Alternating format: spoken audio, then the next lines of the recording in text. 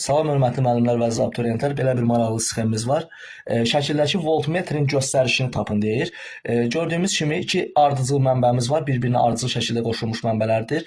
Ancaq bunlar tərs qoşulmuşdur, tərs mənbələrdir. Yəni minus, plus, plus, minus. Bu zaman elektrik hərəkət qüvvəsini tapmaq üçün epsilon bərabərdir.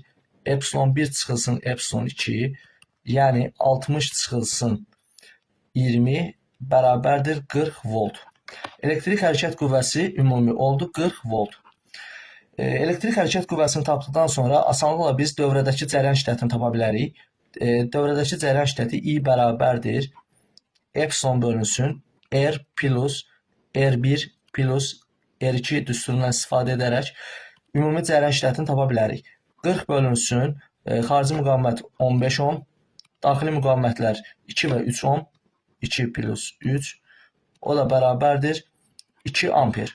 Dövrədəki ümumi cərəyan şiddətimiz oldu 2 amper. Deməli, I bərabərdir 2 amper.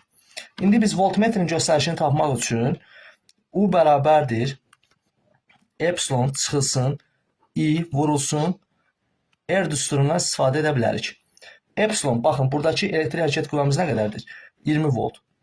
20 çıxılsın cərəyan şiddəti 2 amper, daxili müqavimət 3 ohm, o da bərabərdir 20 çıxılsın 6, 14 volt. Deməli, voltmetrin göstərişi nə qədər olacaq? 14 volt.